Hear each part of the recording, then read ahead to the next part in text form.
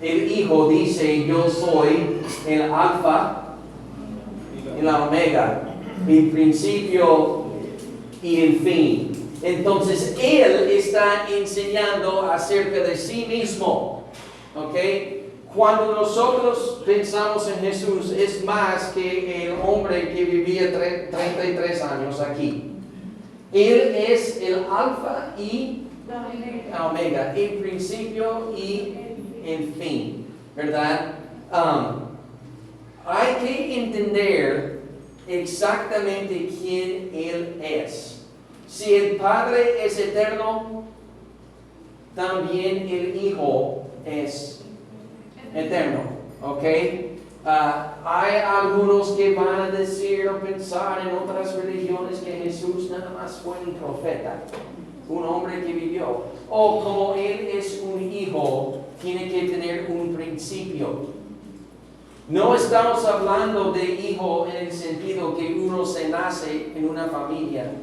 Jesús, hijo, siempre ha sido, y vamos a ver a eso en un momento, ¿ok? Importante para entender. Ahora, ustedes ven a esta imagen. Años atrás, yo no me acuerdo por dónde lo recibimos, pero tuvimos como una foto similar a eso que tuvo este versículo de Juan 10:28 ahí abajo, ¿verdad?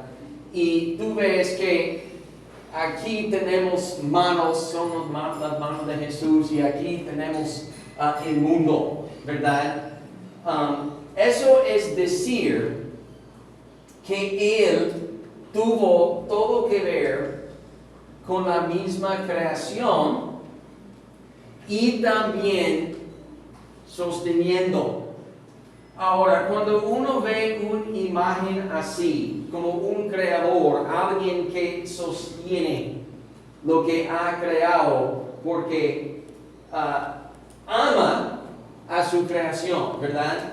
Cuando vemos a eso, tenemos el entendimiento que si el Hijo, Dios de la carne, tuvo algo que ver con la creación, que sostiene a su creación y ama a su creación. Amén.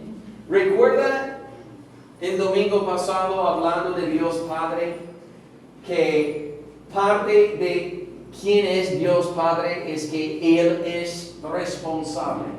Amén.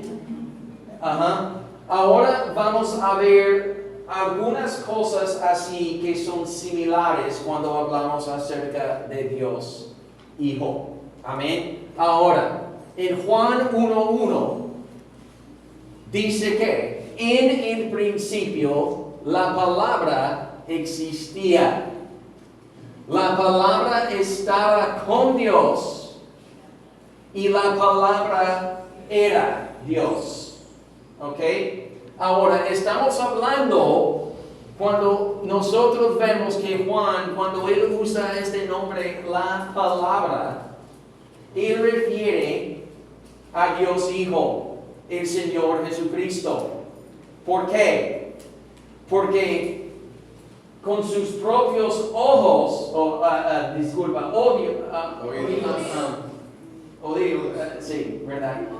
oídos, él escuchaba la palabra de Dios, saliendo de la boca de ¿quién? Jesús, ¿verdad?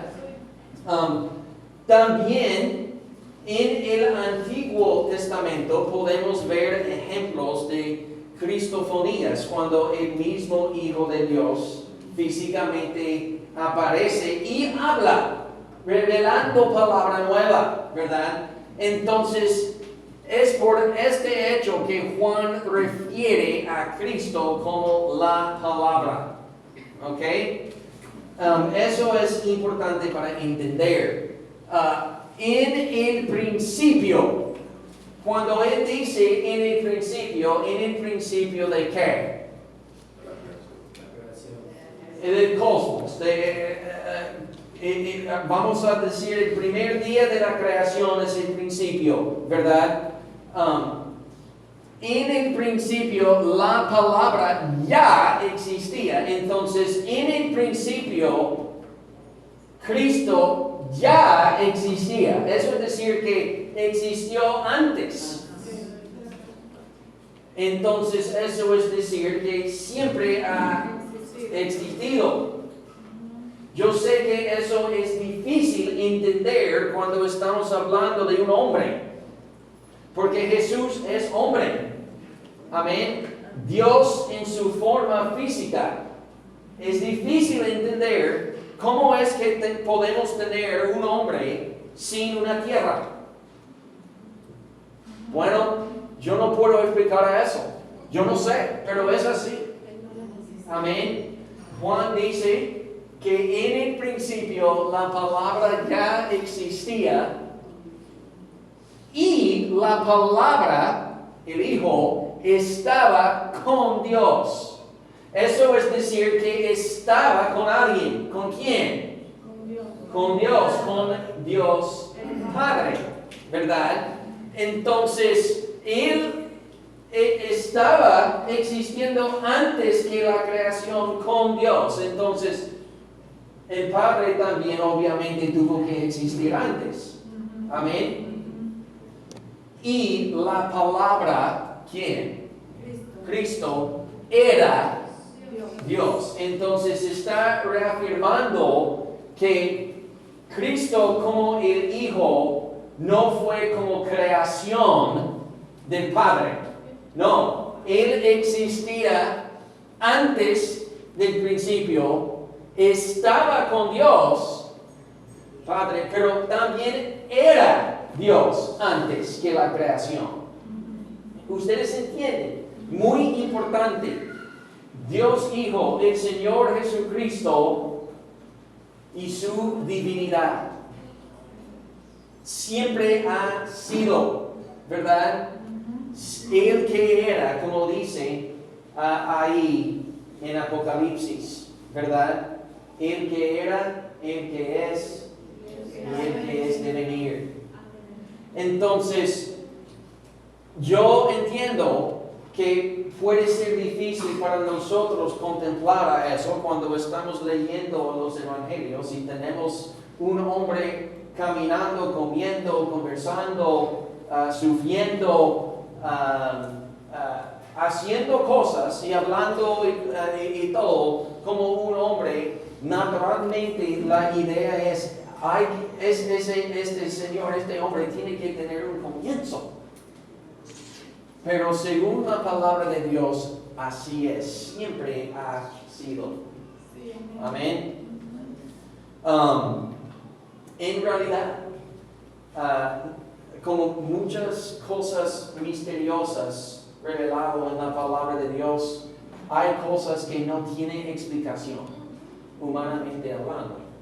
Y hay que confiar que es lo que dice, ¿verdad?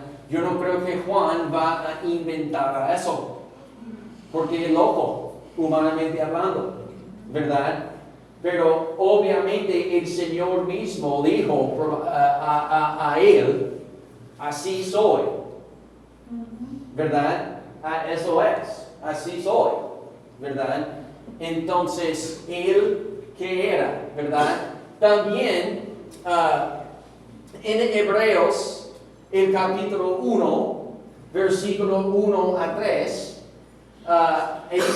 ellos que escribieron esa carta, eso es lo que dicen acerca de Dios Hijo. Hace mucho tiempo Dios habló muchas veces y de diversas maneras a nuestros antepasados por medio de los profetas. Y ahora en estos últimos días nos ha hablado por medio de su Hijo. Ok, entonces antes, hablando de los antepasados, sus descendientes, sus padres que vivieron generaciones antes, Dios habló o reveló palabra con ellos de medio de profetas. Tenemos varios ejemplos de profetas en el Antiguo Testamento, comenzando con Moisés, tenemos a David, tenemos a Isaías y Jeremías y Daniel y y Abdías y Jonás y todos ahí mencionados, ¿verdad? Ahora, cuando llegamos a los evangelios, a la vida de Cristo, entrando esa época de gracia del Nuevo Testamento, dice aquí que ahora,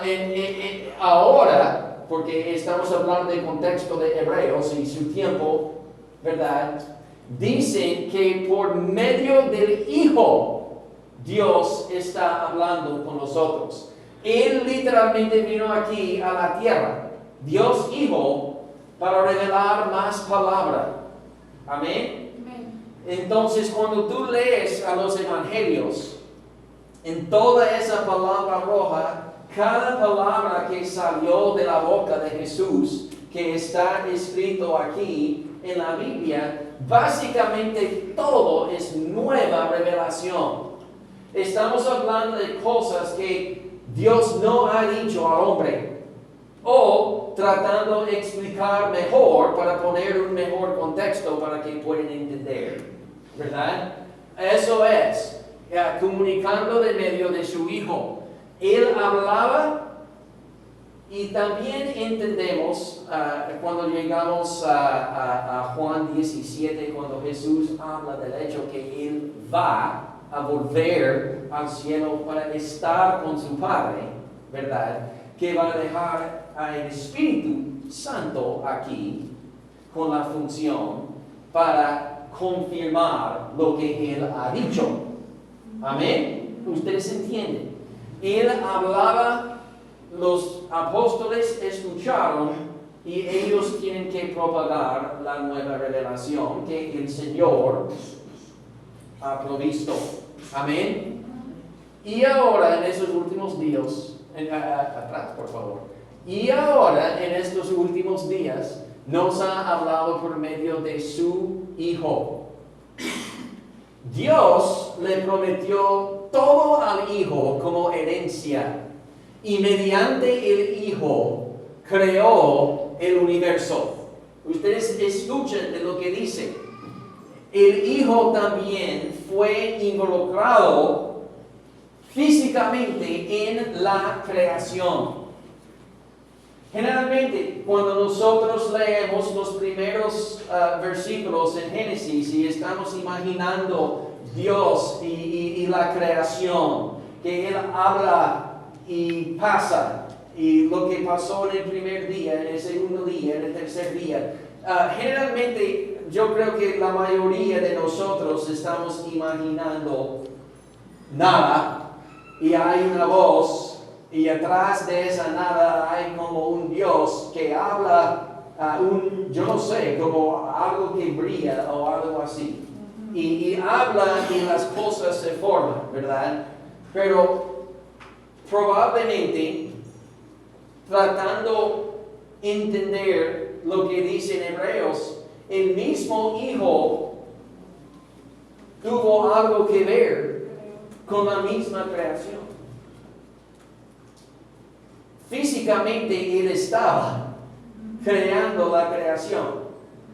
No es por accidente, por ejemplo, que cuando Él vivió aquí por 33 años, ¿qué fue su trabajo principal aparte del ministerio? Él fue un carpintero. ¿Qué hacen carpinteros? Crean. Diseñan. Construyen. Eso es, ¿verdad? Entonces el Hijo irradia la gloria de Dios y expresa el carácter mismo de Dios. Eso es decir, que posee cada atributo divino. Amén. Dios eterno, omnipotente, omnipresente, omnisciente. Él posee cada característica divina que Dios posee, ¿verdad? Y sostiene todo con el gran poder de su palabra. Recuerda la foto. Él hizo la creación, pero también Él sostiene la creación. Amén. Él sostiene la creación por el poder de su palabra. Después de habernos limpiado de nuestros pecados, ¿quién limpió a nosotros de nuestro pecado? Cristo, ¿verdad? Se sentó en el lugar de honor a la derecha del majestuoso Dios en el cielo. Y como está explicado en Apocalipsis, a la diestra de Dios Padre, ¿verdad? Está sentado sobre un trono, ¿verdad? Vamos a ver eso en un momento, ¿verdad? Físicamente. Ahora eso también yo no sé cómo explicarlo. Porque Dios Padre no tiene que sentarse físicamente, porque Dios Padre es Espíritu. Pero el Hijo tiene que sentarse. ¿Por qué? Porque tiene un cuerpo físico. Está sentado a la diestra. Yo no sé cómo Dios Padre puede tener una diestra tampoco, porque yo entiendo que Él es todo. Sí. Y Dios Hijo también, ¿verdad? Yo no sé. Otro misterio. Un día vamos a ver. ¿Y cómo funciona? Sabemos también, hablando de Dios Hijo, según Apocalipsis, según Romanos 8 también, y estaba compartiendo eso con los jóvenes la otra noche. ¿Qué es lo que Él está haciendo sentado sobre ese trono? Está intercediendo de parte de nosotros como hijos de Dios. El acusador, el Lucifer, constantemente va a la presencia de Dios Padre para acusarnos, decir que mira, esa gente que están ahí en la tierra, que dicen que son cristianos, ellos no sirven. No pueden ser fieles, como Él trató de hacer con Job, ¿verdad? Para acusarnos que somos malos. Pero el mismo Hijo de Dios que está sentado a la diestra del Padre dice que estás equivocado, están conmigo. Yo sé que no son perfectos, pero un día sí, ¿verdad? Entonces eso es lo que Él está haciendo, aparte de preparar un lugar para nosotros. Yo no sé cómo eso puede ser tampoco, está sentado, pero también preparando la nueva Jerusalén, ¿verdad? Bueno, Dios puede, amén. Entonces, Él que era, ¿verdad? Eso es importante para entender cuando estamos hablando acerca de Cristo y su mano, ¿verdad? Hay cosas que son difíciles para entender. Y en su ministerio, hablando con sus discípulos, yo entiendo que Él trató hace un punto explicar a ellos cómo es, pero también difícil para entender, para ellos entender, ¿verdad? Y nosotros el día de hoy también. Amén. Ahora, hemos establecido que Cristo siempre ha sido, ¿verdad? Y cómo era. Ahora vamos a hablar de ahora, ¿verdad? ¿Qué es? ¿Verdad? Ahora aquí, en ese texto está cortado. Eso es Salmo 22, 1 a 8. Ahora, quiero mencionar algo que se me olvidó poner ahí, y a lo mejor hermano Marcelo el martes pueden hablar más de eso. En Hebreos estaba hablando acerca del hecho, en el texto antes, que Él es heredero. El Hijo es heredero, ¿verdad? ¿Qué es esa herencia entonces? Si Él es heredero, hay que tener una herencia. Amén. La herencia está ahí en Salmo 2. Okay. Pueden hablar de eso el martes que quieren, pero nada más para entender, la herencia está en Salmo 2. Es Él que va a volver que va a juzgar a las naciones. Su herencia es la oportunidad a juzgar el pecado que Él ha conquistado en la cruz. Eso es su herencia. No estamos hablando de un dinero o una propiedad, porque todo es de Él. La herencia que el Padre, Dios Padre, ha pasado a Dios Hijo es el derecho y la autoridad a juzgar el pecado, juzgar a las naciones. ¿Quién va a entrar en el reino que Él va a establecer? David, que escribió Salmo 2, claramente dice, hay que besar la mano del Hijo. Como un rey, cuando uno estaba bajo el juicio del rey, básicamente rogando gracia. Hay veces que besaron la mano para probar como evidencia que ya ha tenido un cambio de corazón, para que Él pueda extender a la gracia. Amén. Eso es lo que David dice. Hoy mismo hay que besar la mano del rey, del Hijo, porque la herencia de juzgar el pecado en las naciones es para Él.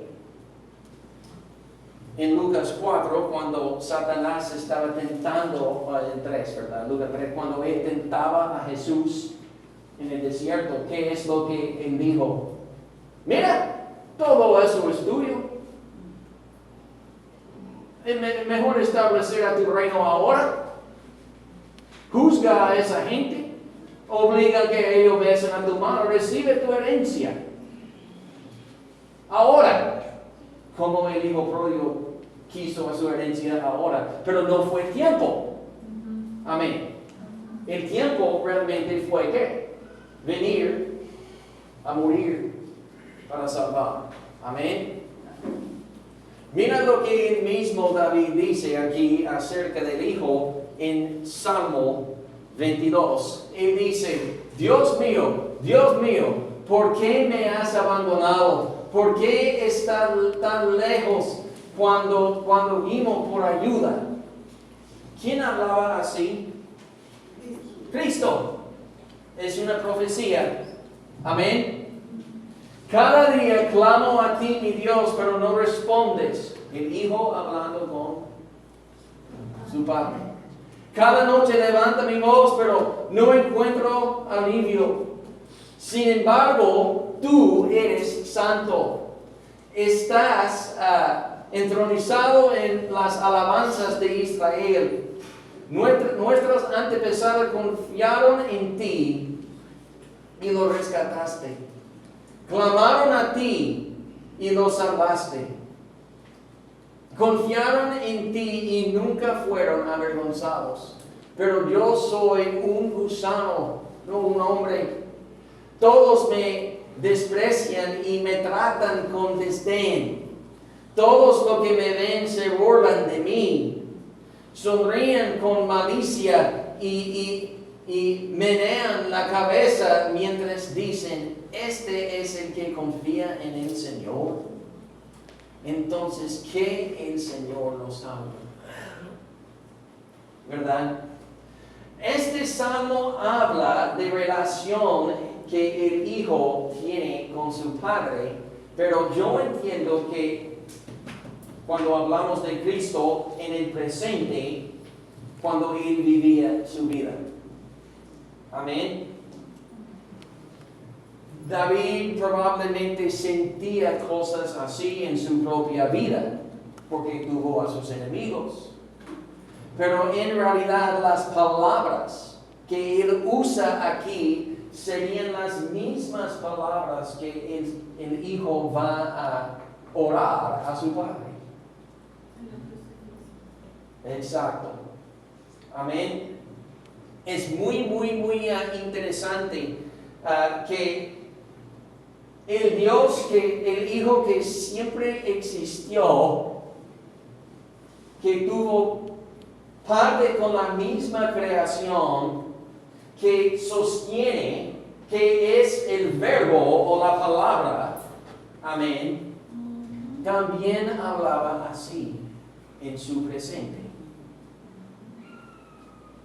Amén. Sufrió. Como un humano sufre. Un hijo cuando tiene un problema grave, en general, ¿dónde va? A su padre. Si estamos hablando de consuelo, si estamos hablando de consejos, si estamos hablando de ayuda, ¿verdad? Eso es lo que Dios Hijo está haciendo. Amén. También,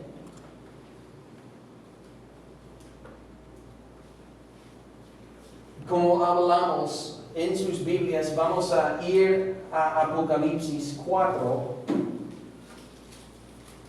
El mismo Señor Jesucristo vivió su vida con el sufrimiento y expresándose delante de su Padre, ¿verdad? Buscando a su ayuda. Pero yo no quiero decir que Jesús, como Dios, necesitaba ayuda. Él no depende en nada aparte de sí mismo.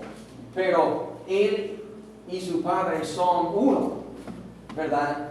Entonces, teológicamente hablando, yo entiendo que es justo decir que Dios depende en sí mismo, ¿verdad? Y que Él puede cumplir cada cosa que hay que cumplir. Amén. Ahora, después de la ascensión, ¿qué pasó con Dios el Hijo? ¿Verdad? Él se ascendió en el libro de Hechos, el capítulo 1.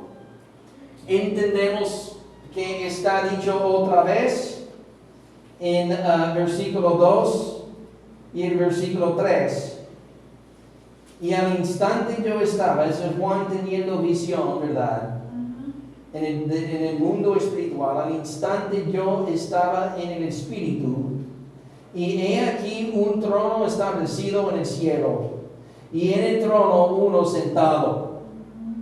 Y el aspecto del que él estaba sentado era semejante a piedra de jaspe y de cornalina. Y había alrededor del trono un arco iris semejante en aspecto a la esmeralda.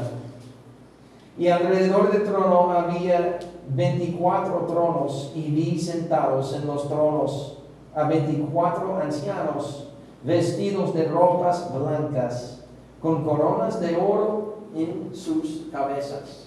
Entonces, después de la ascensión, ¿dónde fue Jesús? Él fue al cielo y está sentado sobre su trono, como dice en Hebreos 1 también. Amén. A la diestra del Padre, en su gloria, en su gloria. Y en el versículo 4, él menciona 420 asientos con 420 ancianos. Alrededor del trono hay asientos. Un asiento es para qué? ¿Qué es la función de un asiento? Sentarse. Entonces, para sentarse alguien tiene que tener un cuerpo físico. Amén. Si tú no tienes un cuerpo físico, tú no necesitas un trono o un asiento para sentarse. Hay 420 asientos físicos alrededor del trono con 420 ancianos, y esos asientos es donde ellos pueden sentarse. Físicamente hablando, amén. Yo no sé cómo, pero así es. ¿Quiénes son estos ancianos? Son cristianos. Son gente, personas que han muerto, ¿verdad? Y tiene su lugar para sentarse alrededor del trono donde está Dios, ¿verdad? y son ellos que alaban el que está sentado sobre el trono. ¿Quién está sentado sobre el trono? Cristo. En el versículo 5 dice, y del trono salían relámpagos y truenos y voces, y delante del trono ardían 7 lámparas de fuego, las cuales son los 7 espíritus de Dios. El número 7, un número divino que aplica a Dios. Lámparas, voces. En el Antiguo Testamento, cuando Moisés dio la dirección para establecer el tabernáculo, que eventualmente fue convertido en el templo, ¿verdad? En el lugar santo, para entrarse, hubieron 7 lámparas que representaban ¿qué? La oración, ¿verdad? Las lámparas representan las oraciones. Entonces tenemos las 7 lámparas y voces. Es decir, que Juan está ahí, ve el Hijo sentado sobre el trono y es como puede oír las oraciones de todos con sus propios oídos. Ahora imagínate, hay veces que me siento a comer o algo, ¿verdad? O estoy haciendo algo y suena el teléfono, ¿verdad? Alguien está escribiéndome. Yo puedo leer un mensaje, pero hay veces que entran muchísimos mensajes al mismo tiempo. Y hay varias personas hablando al mismo tiempo, pero yo no puedo oír y leer y saber lo que están diciendo al mismo tiempo. Es una confusión, ¿verdad? Con Dios, eso es constante, 24/7.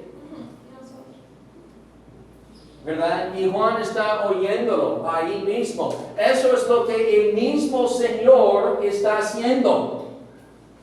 Aparte de sostener el universo y preparar un lugar para nosotros. Y también interceder y representar a nosotros delante del Padre cuando el acusador viene. Imagínate la presión. Si él nada más es un hombre, ningún hombre podía hacer algo así, aparte de él. Amén.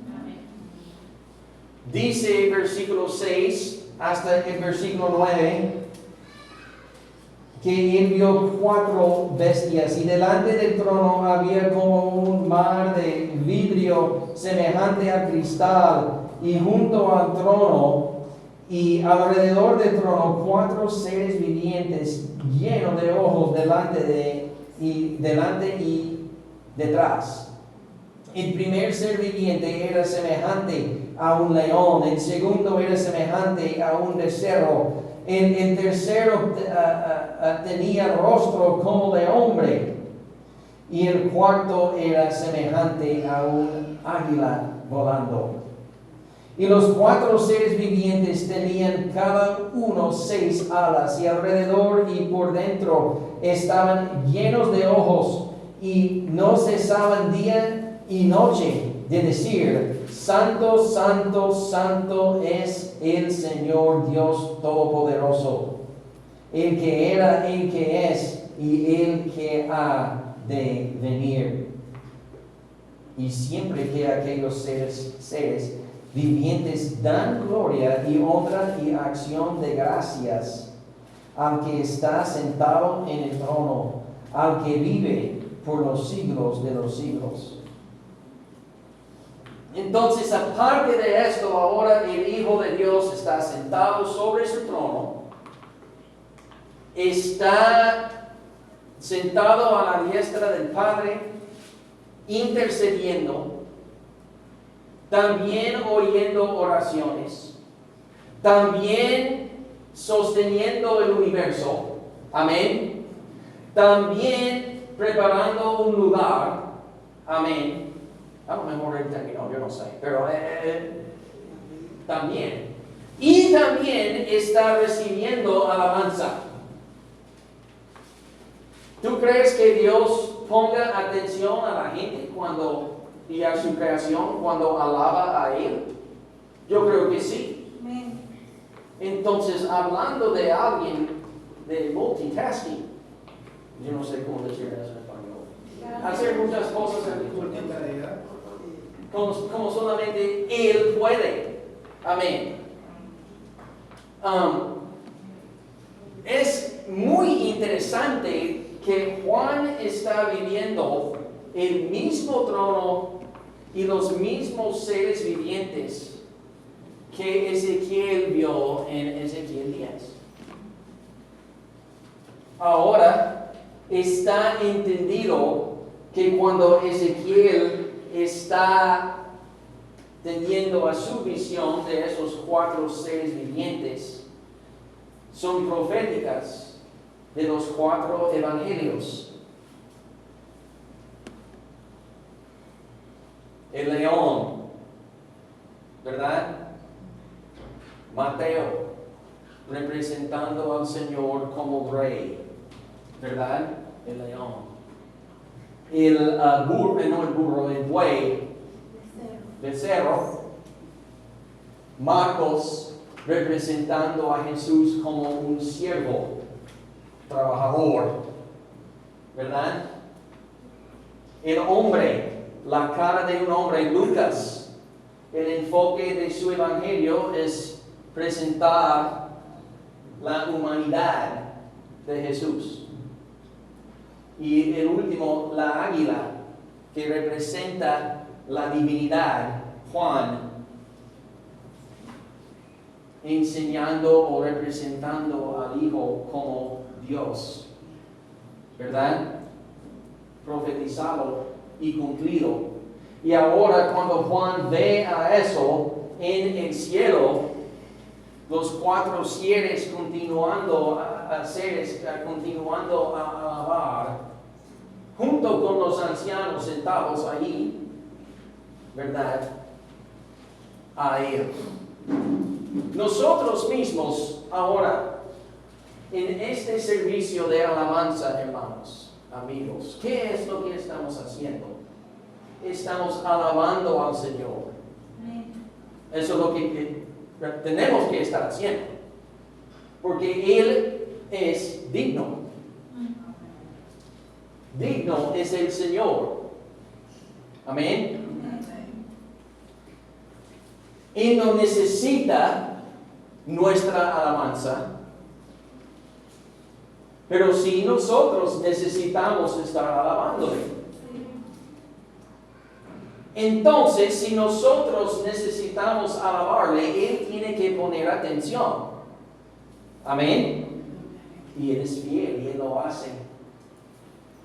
Dios Hijo, mientras tanto, está haciendo toda otra función que solamente Dios puede cumplir.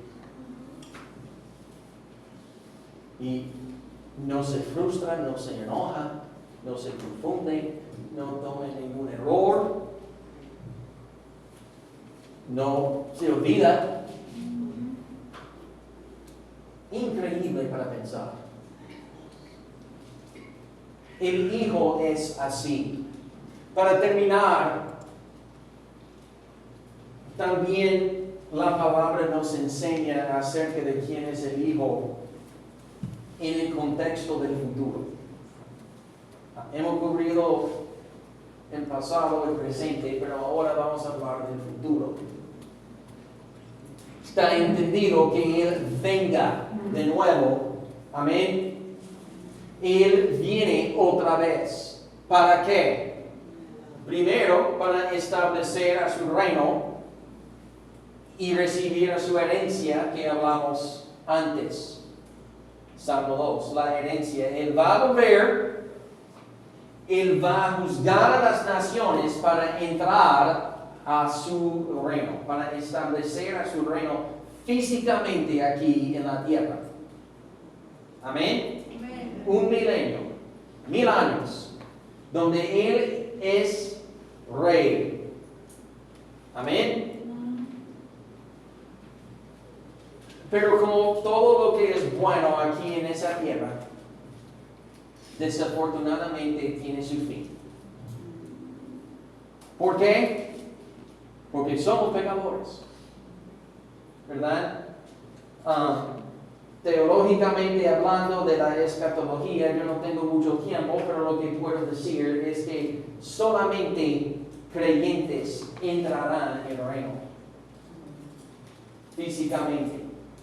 Hay algunos que van a estar resucitados como nosotros si morimos antes, ¿verdad? Con cuerpos glorificados, sin la mancha del pecado, ¿verdad? Pero hay otros que van a sobrevivir la gran tribulación y van a estar permitidos entrar como son, con la mancha del pecado todavía. Ellos van a tener hijos. Y esos hijos van a tener que someterse a Cristo, entregar sus vidas a Él. Hay muchos que sí que van a hacerlo, pero aparentemente hay algunos que van a rebelarse contra el Hijo y no pueden decir que sería la culpa de Satanás, porque Satanás va a estar atado en ese tiempo. En el fin van a rebelarse las naciones contra el Hijo. No hay un lógico en eso, porque el Hijo va a hablar y todos ellos, sus ejércitos van a morir y se acaba el reino. Y después viene el juicio. Apocalipsis 20, el juicio del gran trono blanco.